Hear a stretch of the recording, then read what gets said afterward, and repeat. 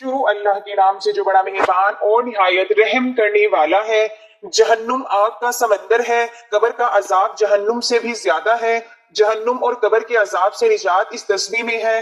حضور صلی اللہ علیہ وسلم نے فرمایا، یہ تسبیح زیادہ سے زیادہ پڑھو، قبر ماں کی گود جیسی ملے گی، جہنم کی آگ اس پر حرام ہوگی۔ محترم ناظرین، حضور نبی کریم صلی اللہ علیہ وسلم نے ارشاد فرمایا کہ جو شخص بچھونے پر یعنی رات کو اپنے بستر پر سونے سے پہلے یہ دعا 3 مرتبہ پڑھ کر سوئے گا تو اللہ تعالیٰ اس کے تمام گناہوں کو بخش دے گا، اگرچہ اس کے گناہ درختوں کے پتوں اور ٹیلوں کی ریت کی تعداد میں ہوں۔ اس کو فرشتے منادی کرتے ہیں کہ بخشے بخشائے اٹھ جاؤ۔ اللہ تعالیٰ فرشتوں کے سامنے فرماتا ہے، کیا میرا بندہ اس کلام کے ذریعے مجھے پکارتا ہے اور اپنی مغفرت کی التجا کرتا ہے؟ یہ جانتا ہے کہ اس کا کوئی رب ہے جو گناہوں کو معاف کرتا ہے اور اس کو پکڑ بھی سکتا ہے۔ سن لو، میں نے اپنے بندے کی مغفرت فرما دی۔ اس دعا کے بارے میں ہم آپ کو وظیفے میں بتائیں گے۔ تمام تعریفیں اللہ کے لیے ہیں۔ ایمان اور صبر جیسی نعمت پر تمام تعریفیں اللہ کے لیے ہیں۔ اس فضل پر اسی کا شکر بجا لاتے ہیں اور گواہی دیتا ہوں کہ اللہ کے سوا کوئی معبود برحق نہیں، وہ یکتا ہے، اس کا کوئی شریک نہیں، کائنات کے فیصلے اور تصرف اسی کے ہاتھ میں ہے۔ میں یہ بھی گواہی دیتا ہوں کہ ہمارے نبی سیدنا محمد صلی اللہ علیہ وسلم اس کے بندے اور رسول ہیں۔ آپ نے مومنوں کو ان کی قبر کی حالت سے بہرہ فرمایا۔ اللہ تعالیٰ آپ پر، آپ کی آل اور ہر جگہ پیش رو بننے والے صحابہ کرام پر رحمت، سلامتی اور برکت نازل فرمائے۔ میں اپنے آپ اور تمام سامعین کو تقوی الہی کی نصیحت کرتی ہوں۔ فرمانے باری تعالیٰ ہے، یا ایھا الذین آمنوا اتقوا اللہ حق تقاتہ ولا تموتن الا وانتم مسلمون۔ انسانی زندگی کے اس سفر میں متنوع اور مختلف مرحلے ہیں۔ انسان ایک عرصہ ماں کے پیٹ میں، پھر زمین کی پشت پر اور دوبارہ جی اٹھائے جانے تک زمین کے نیچے گزارتا ہے۔ یہ سفر ظاہری طور پر بہت طویل ہے، لیکن جلد ہی نمٹ جاتا ہے اور ختم ہو جاتا ہے، کیونکہ دنیا کسی بھی زندہ چیز کا مستقل ٹھکانہ نہیں ہے۔ عقل مند شخص جب دنیا کے اتار چڑھاؤ دیکھتا ہے، فنا ہوتی زندگی پر نظر دوڑاتا ہے، تو اس کے دل پر رکت اور گدازی طاری ہو جاتی ہے۔ قبر ایسی منزل ہے جہاں تک ہر مسافر نے پہنچنا ہے، اور نصیحت کے لیے قبر کا نام ہی کافی ہے۔ رسول اللہ صلی اللہ علیہ وسلم کا فرمان ہے، بے شک قبر بھینچتی ہے، اگر کوئی قبر کے بھینچنے سے بچ پاتا تو وہ سعد بن معاذ ہوتے۔ امیر المومنین عثمان بن عفان رضی اللہ تعالی عنہ جب قبر پر کھڑے ہوتے تو اتنے اشکبار ہو جاتے کہ آپ کی داڑھی مبارک بھی تر ہو جاتی۔ تو آپ سے کہا گیا، آپ جنت اور جہنم کو یاد کر کے اتنا نہیں روتے، لیکن قبر کو یاد کر کے رو دیتے ہیں۔ تو انہوں نے کہا، میں نے رسول اللہ صلی اللہ علیہ وسلم سے سنا تھا کہ قبر آخرت کی پہلی منزل ہے، اگر اس سے کوئی بچ گیا تو اس کے بعد والے مرحلے آسان ہیں، اور اگر اسی سے نجات نہ پا سکا تو اس کے بعد والے مرحلے بہت شدید ہوں گے۔ سیدنا عثمان نے مزید یہ بھی کہا کہ آپ صلی اللہ علیہ وسلم کا یہ بھی فرمان ہے، اللہ کی قسم میں جتنا بھی خوفناک منظر دیکھ لوں، لیکن قبر کا منظر اس سے بھی زیادہ دہشت ناک ہوگا۔ اور آخرت پر ایمان لانے کا مطلب یہ ہے کہ قبر کی حقیقت پر بھی ایمان ہو، نیک لوگوں کو قبر میں ملنے والی نعمتوں پر ایمان ہو، اور اہل معصیت میں سے عذاب کے مستحقین کے لیے عذاب ملنے کا بھی ایمان ہو۔ آپ صلی اللہ علیہ وسلم کا فرمان ہے کہ اگر یہ خدشہ نہ ہوتا کہ تم مردوں کو دفن کرنا ہی چھوڑ دو گے، میں اللہ سے دعا کرتا ہوں کہ تمہیں وہ عذاب قبر سنا دے جو میں سنتا ہوں۔ حصول عبرت کے لیے قبرستان جانا سنت اور عبادت ہے۔ قبرستان جانے والے کو اپنے آبا اور اجداد کی یاد آتی ہے، اور اسے یقین ہو جاتا ہے کہ وہ بھی انہی کی طرح قبر میں جانے والا ہے، اور وہاں سے اس سے بھی سوالات ہوں گے۔ رسول اللہ صلی اللہ علیہ وسلم کا فرمان ہے، قبرستان جایا کرو، بے شک یہ تمہیں آخرت یاد دلاتے ہیں۔ جس وقت انسان کو قبر میں دفن کر دیا جاتا ہے، اس کے اہل خانہ سامان وغیرہ کے ساتھ واپس ہو جاتے ہیں، تو مردے سے ملاقات کے لیے سب سے پہلے 2 فرشتے امتحان کی غرض سے آتے ہیں۔ رسول اللہ صلی اللہ علیہ وسلم کا فرمان ہے، بے شک میت کو جب قبر میں رکھا جاتا ہے تو واپس جاتے ہوئے لوگوں کی جوتیوں کی آواز سنتا ہے۔ اگر میت مومن ہو تو نماز اس کے سر کے پاس کھڑی ہو جاتی ہے، روزہ دائیں جانب کھڑا ہو جاتا ہے، زکوٰۃ بائیں جانب، اور صدقہ، دعا سمیت لوگوں کا تعاون وغیرہ جیسے رفاہی کام اس کے پاؤں کی جانب کھڑے ہو جاتے ہیں۔ پھر میت کے سر کی جانب سے آنے کی کوشش کی جاتی ہے، لیکن نماز کہتی ہے میری طرف سے داخلہ ممکن نہیں، پھر دائیں جانب سے آنے کی کوشش کی جاتی ہے، تو روزہ کہتا ہے میری جانب سے داخلہ ممکن نہیں، پھر اس کے بائیں جانب سے آنے کی کوشش کی جاتی ہے، تو زکوٰۃ کہتی ہے میری طرف سے داخلہ ممکن نہیں، تو پھر اس کے قدموں کی جانب سے آنے کی کوشش کی جاتی ہے۔ لیکن صدقہ دعا سمیت لوگوں کا تعاون وغیرہ جیسے رفاہی کام کہتے ہیں یہاں سے داخلہ ممکن نہیں، تو پھر میت سے کہا جاتا ہے بیٹھو، تو میت بیٹھ جاتی ہے اور اسے سورج کا منظر ایسے دکھائی دیتا ہے کہ وہ غروب ہو رہا ہے، اسے کہا جاتا ہے کہ تمہاری طرف یہ جو شخص آیا تھا اس کے بارے میں تم کیا کہتے ہو اور تم اس کے بارے میں کیا گواہی دیتے ہو، تو وہ کہتا ہے مجھے چھوڑ دو میں نماز پڑھ لوں، تو وہ کہتے ہیں تم پڑھ لو گے، پہلے ہمیں ہمارے سوال کا جواب دو، تمہاری طرف یہ جو شخص آیا تھا اس کے بارے میں تم کیا کہتے ہو اور تم اس کے بارے میں کیا گواہی دیتے ہو، تو وہ کہتا ہے وہ محمد ہے اور میں گواہی دیتا ہوں کہ وہ اللہ کے رسول صلی اللہ علیہ وسلم ہیں، آپ اللہ کی جانب سے حق لے کر آئے۔ اس پر فرشتے کہتے ہیں تم ساری زندگی اسی پر قائم رہے اور اسی پر تمہاری وفات ہوئی، انشاءاللہ اسی پر تمہیں اٹھایا جائے گا۔ پھر اس کے لیے جنت کے دروازوں میں سے ایک دروازہ کھول دیا جاتا ہے اور کہا جاتا ہے یہ جنت میں تمہاری جگہ ہے اور وہ کچھ ہے جو اللہ نے تیرے لیے تیار کیا ہے، تو وہ بہت زیادہ خوشی اور مسرت محسوس کرتا ہے۔ پھر اس کے لیے جہنم کا ایک دروازہ کھول کر کہا جاتا ہے اگر تم اللہ کی نافرمانی کرتے تو یہ جہنم میں تمہاری جگہ اور وہ کچھ ہے جو اللہ نے تیرے لیے تیار کر رکھا تھا، تو وہ بہت زیادہ خوشی اور مسرت محسوس کرتا ہے۔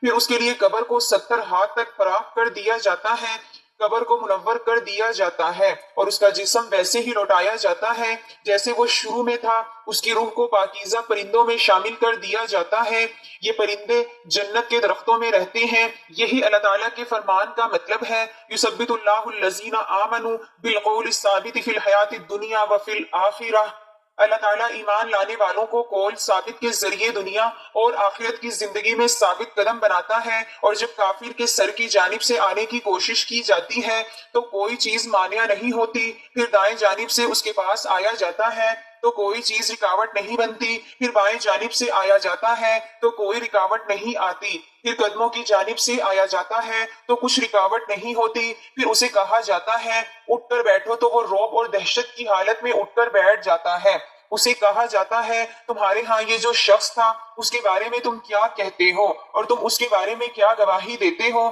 تو وہ کہتا ہے کون سا شخص، اسے اس کا نام ہی معلوم نہیں ہوتا، تو اسے بتلایا جاتا ہے محمد کے بارے میں تو وہ کہتا ہے مجھے نہیں معلوم، میں تو وہی کہہ دیتا تھا جو لوگوں کو کہتے سنا تھا، تو اسے کہا جائے گا تم نے اپنی زندگی اسی طرح گزاری اور اسی پر تمہیں موت آئی اور اسی پر تمہیں انشاءاللہ اٹھایا جائے گا۔ پھر اس کے لیے جہنم کے دروازوں میں سے ایک دروازہ کھول دیا جاتا ہے اور کہا جاتا ہے یہ جہنم میں تمہارا ٹھکانہ ہے اور یہ سب کچھ اللہ نے تمہارے لیے تیار کر رکھا ہے، تو وہ شدید حسرت اور ندامت میں چلا جاتا ہے۔ پھر اس کے لیے جنت کے دروازوں میں سے ایک دروازہ کھول کر اسے کہا جاتا ہے اگر تم اللہ کی اطاعت کرتے تو یہ تمہارا ٹھکانہ ہوتا اور اللہ تعالیٰ نے تمہارے لیے یہ کچھ تیار کر رکھا تھا، اس سے اس کی حسرت اور ندامت مزید بڑھ جائے گی اور پھر قبر تنگ ہونا شروع ہو جائے گی یہاں تک کہ اس کی پسلیاں آپس میں داخل ہو جائیں گی، اور یہی وہ تنگ زندگی ہے جس کے بارے میں اللہ تعالیٰ نے فرمایا اور جو میرے ذکر سے اعراض کرے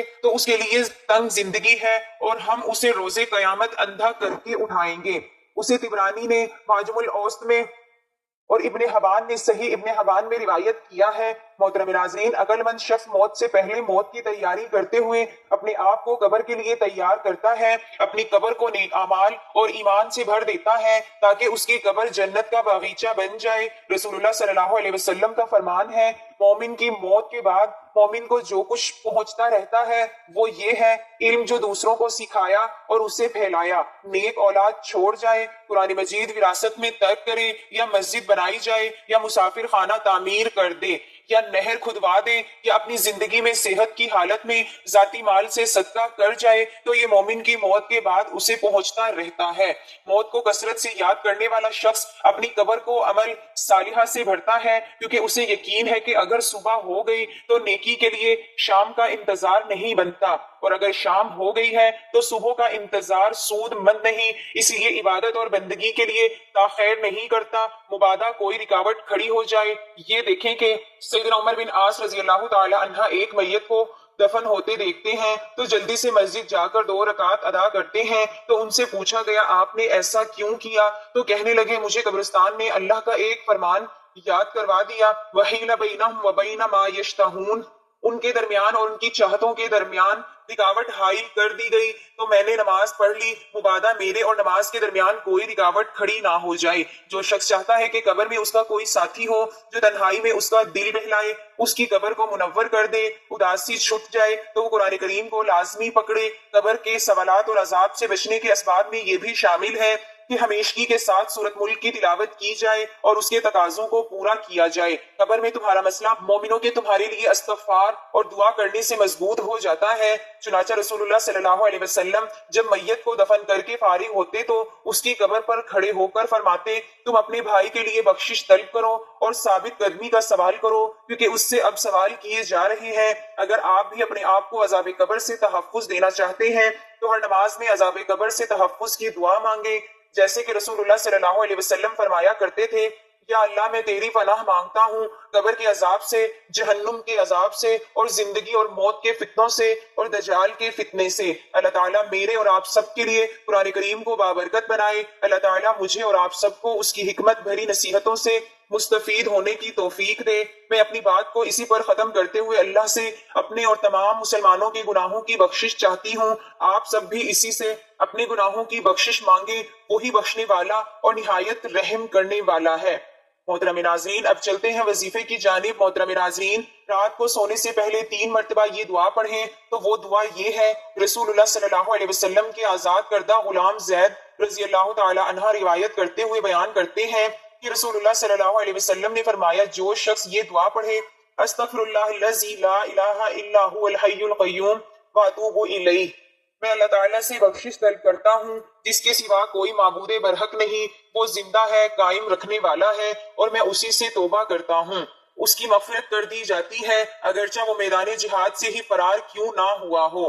اسے امام ابو داؤد نے روایت کیا ہے، جو شخص یہ دعا پڑھے، استغفر اللہ الذی لا الہ الا هو الحی القیوم واتوب الیہ، اس کے گناہ معاف کر دیے جاتے ہیں اگرچہ وہ کفار کے ساتھ جنگ سے فرار ہی کیوں نہ ہوا ہو۔ واضح رہے کہ معرکہ جہاد سے بھاگنا ان 7 ہلاک کر دینے والی اشیاء میں سے ہے جن کا ذکر اس حدیث میں آیا ہے۔ 7 ہلاک کر دینے والی چیزوں سے بچو، ان میں سے ایک میدان جہاد سے بھاگنا ہے۔ اس لیے زیر بحث حدیث کا معنی اس وقت تک درست ہوگا جب مفہوم یہ ہو کہ وہ تمام گناہوں سے تائب ہو جائے، جن میں سے ایک میدان جنگ سے بھاگنا ہے، ورنہ گناہ پر قائم رہتے ہوئے صرف استغفار کرنا کچھ بھی سود مند نہیں ہو سکتا۔ اس کا فائدہ تو تب ہوتا ہے جب اس کے ساتھ ساتھ گناہ سے توبہ بھی ہو۔ حضرت سیدنا امام احمد بن جنبل رحمۃ اللہ علیہ فرماتے ہیں، یعنی عذاب قبر حق ہے، اس کا انکار گمراہ اور گمراہ گر کے سوا کوئی نہیں کرے گا۔ کافر اور منافق یعنی زبان سے دعوی اسلام اور دل میں اسلام سے انکار کرنے والے کو ہمیشہ عذاب قبر ہوگا۔ گناہگار مسلمان کو گناہوں کے برابر قبر میں عذاب ہوگا، لیکن دعا، صدقہ وغیرہ کے سبب اللہ تعالیٰ چاہے گا تو ان سے عذاب اٹھا لیا جائے گا۔ یاد رہے، عذاب قبر سے مراد برزخ میں ہونے والا عذاب ہے۔ اسے عذاب قبر اس لیے کہا جاتا ہے کہ عام طور پر میت کو قبر میں ہی دفن کیا جاتا ہے، ورنہ جسے اللہ تعالیٰ نے عذاب دینے کا ارادہ فرمایا ہے اسے عذاب ضرور ہوگا، چاہے وہ قبر میں دفن ہو یا نہ ہو، خواہ اسے درندوں نے کھا لیا ہو یا اسے جلا کر اس کی خاک ہوا میں اڑا دی گئی ہو۔ قرآن پاک میں ہے، سنعدہم مرتین ثم یردون الی عذاب عظیم، جلد ہم انہیں 2 بار عذاب کریں گے، پھر بڑے عذاب کی طرف پھیرے جائیں گے۔ 2 مرتبہ عذاب دینے سے مراد یہ ہے کہ ایک بار تو دنیا میں رسوائی قتل کا اور دوسری مرتبہ قبر کا عذاب۔ حضرت سیدنا امام اعظم ابو حنیفہ رحمۃ اللہ علیہ کے شہزادے حضرت سیدنا حماد رحمۃ اللہ علیہ نے اپنے والد ماجد سے عذاب قبر کے متعلق پوچھا تو حضرت سیدنا امام اعظم رحمۃ اللہ علیہ نے فرمایا، عذاب قبر برحق ہے۔ عرض کیا اس کی دلیل؟ ارشاد فرمایا، اللہ تعالیٰ کا یہ فرمان، فَإِنَّ الَّذِينَ ظَلَمُوا عَذَابًا دُونَ ذَلِكَ، اور بے شک ظالموں کے لیے اس سے پہلے ایک عذاب ہے، یعنی دون جہنم، یعنی جہنم کے عذاب سے پہلے ایک عذاب ہے، اور اس سے مراد عذاب قبر ہے۔ حضور نبی اکرم صلی اللہ علیہ وسلم شفیع معظم صلی اللہ تعالی علیہ وسلم نے ارشاد فرمایا، عذاب القبر حق، یعنی عذاب قبر حق ہے۔ حضرت سیدنا قتادہ رحمۃ اللہ علیہ فرماتے ہیں، عذاب قبر کے 3 حصے ہیں، 1/3 پیشاب سے نہ بچنے کے سبب، 1/3 غیبت کے سبب، اور 1/3 چغل خوری کے سبب ہوتا ہے۔ شہید عذاب قبر سے محفوظ رہتا ہے۔ رمضان المبارک میں فوت ہونے والا، اسی طرح روز جمعہ یا شب جمعہ انتقال کرنے والا، روزانہ رات میں تبارک الذی بیدہ الملک پوری سورت پڑھنے والا، تلاوت قرآن کرنے والا، اسی طرح ہر وہ مسلمان جس سے قبر کے سوالات نہیں ہوں گے اسے عذاب قبر بھی نہیں ہوگا۔ حضرت سیدنا امام عمر نصفی رحمۃ اللہ کوی نے فرمایا، فرما بردار مسلمان کو عذاب قبر نہیں ہوگا، لیکن اسے قبر دبائے گی اور وہ اس کی تکلیف اور خوف کو محسوس بھی کرے گا۔ ناظرین میں دعا مانگتی ہوں، آپ نے آمین کہتے جانا ہے۔ یا اللہ جو تیرے دین کی نصرت کرے تو اس کی مدد فرما، اور یا اللہ جو اسلام اور مسلمانوں کو رسوا کرے اللہ تو اسے ذلیل اور رسوا فرما دے۔ یا اللہ پوری دنیا میں کمزور مسلمانوں کی مدد فرما، یا اللہ ان کی مدد، نصرت اور حمایت فرما۔ یا اللہ کمزور مسلمان بھوکے ہیں، ان کے کھانے پینے کا بندوبست فرما، ننگے پاؤں ہیں انہیں جوتے فراہم کر۔ یا اللہ مسلمان کپڑوں سے برہنہ ہے انہیں لباس مہیا فرما۔ یا اللہ ان پر ظلم ڈھایا جا رہا ہے ان کا بدلہ چکا دے۔ یا اللہ ان پر ظلم ڈھایا جا رہا ہے ان کا بدلہ چکا دے۔ یا اللہ ان پر ظلم ڈھایا جا رہا ہے ان کا بدلہ چکا دے۔ یا قویو یا عزیزو، یا اللہ قرآن کو نازل کرنے والے، بادلوں کو چلانے والے، لشکروں کو تن تنہا شکست سے دوچار کرنے والے، تمام دین دشمن قوتوں کو تباہ و برباد فرما دے اور مسلمانوں کو ان پر غلبہ عطا فرما۔ یا رب العالمین، یا اللہ ہم تجھ سے جنت اور اس کے قریب کرنے والے ہر کام کی توفیق مانگتے ہیں۔ یا اللہ ہم جہنم اور جہنم کے قریب کرنے والے ہر عمل سے تیری پناہ چاہتے ہیں۔ یا اللہ ہمارے دینی معاملات کی اصلاح فرما، اسی میں ہماری نجات ہے۔ یا اللہ ہماری دنیا بھی درست فرما دے، اسی میں ہمارا معاش ہے، اور ہماری آخرت بھی اچھی بنا دے۔ ہم نے وہیں لوٹ کر جانا ہے، اور ہمارے لیے زندگی کو ہر خیر کا ذریعہ بنا اور موت کو ہر شر سے بچنے کا وسیلہ بنا دے۔ یا رب العالمین، یا اللہ ہم تجھ سے ہدایت، تقوی، عفت اور تو نگری کا سوال کرتے ہیں۔ یا اللہ ہم تجھ سے شروع سے لے کر آخر تک، ابتدا سے انتہا تک، اول تا آخر، ظاہری اور باطنی ہر قسم کی جامعہ بھلائی مانگتے ہیں، نیز تجھ سے جنتوں میں بلند درجات کے سوالی ہیں۔ یا اللہ ہماری مدد فرما، ہمارے خلاف کسی کی مدد نہ فرما۔ یا اللہ ہماری مدد فرما، ہمارے خلاف کسی کی مدد نہ فرما۔ یا اللہ ہمارے حق میں تدبیر فرما، ہمارے خلاف نہ ہو۔ یا اللہ ہماری رہنمائی فرما اور ہمارے لیے راہ ہدایت پر چلنا بھی آسان فرما۔ یا اللہ ہم پر زیادتی کرنے والوں کے خلاف ہماری مدد فرما۔ یا اللہ ہمیں تیرا ذکر، شکر، تیرے لیے مر مٹنے والا، تیری طرف رجوع کرنے والا اور انابت کرنے والا بنا۔ یا اللہ ہماری توبہ قبول فرما، ہماری کوتاہیاں معاف فرما، ہماری حجت کو ٹھوس دے اور ہمارے سینوں کے میل کچیل نکال باہر فرما۔ یا رب العالمین، یا اللہ ہم تیری نعمتوں کے زوال، تیری طرف سے ملنے والی عافیت کے خاتمے، تیری اچانک پکڑ اور تیری ہمہ قسم کی ناراضی سے تیری پناہ چاہتے ہیں۔ یا رب العالمین، یا اللہ ہمارے اگلے پچھلے، خفیہ، اعلانیہ اور جن گناہوں کو تو ہم سے بھی زیادہ جانتا ہے ان سب گناہوں کو معاف فرما دے۔ تو ہی تہ و بالا کرنے والا ہے، تیرے سوا کوئی حقیقی معبود نہیں۔ یا اللہ ہم پر اپنی برکتوں، رحمتوں، فضل اور رزق کے دروازے کھول دے۔ یا اللہ ہم سب کے والدین اور تمام مسلمان فوت شدگان کو بخش دے۔ یا اللہ تمام فوت شدگان پر رحمت فرما، تمام مریضوں کو شفا یاب فرما اور ہمارے معاملات سنوار دے۔ یا قویو یا عزیزو، یا اللہ ہمارے حکمران کو تیرے پسندیدہ کام کرنے کی توفیق عطا فرما۔ یا اللہ ان کی تیری رضا اور رہنمائی کے مطابق توفیق عطا فرما۔ یا رب العالمین، یا اللہ ان کے ولی عہد کو ہر خیر کے کام کی توفیق عطا فرما۔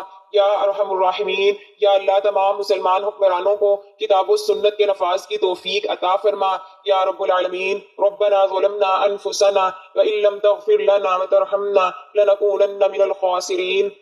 ہمارے پروردگار، ہم نے اپنے آپ پر ظلم کیا، اگر تو نے ہمیں معاف نہ کیا اور ہم پر رحم نہ کیا تو ہم بہت نقصان اٹھانے والوں میں سے ہو جائیں گے۔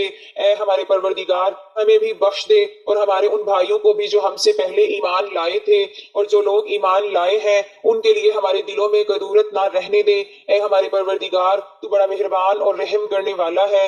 ربنا آتنا فی الدنیا حسنۃ وفی الآخرۃ حسنۃ وقنا عذاب النار۔ ہمارے رب ہمیں دنیا اور آخرت میں بھلائی عطا فرما اور ہمیں آخرت کے عذاب سے محفوظ رکھ۔ اللہ تعالیٰ تمہیں عدل، احسان اور قرابت داروں کو امداد دینے کا حکم دیتا ہے اور بے حیائی، برے کام اور سرکشی سے منع کرتا ہے۔ وہ تمہیں اس لیے نصیحت کرتا ہے کہ تم اسے قبول کرو اور یاد رکھو، تم اللہ کا ذکر کرو، وہ تمہیں یاد رکھے گا، اس کی نعمتوں کا شکر ادا کرو، وہ تمہیں اور زیادہ عنایت کرے گا۔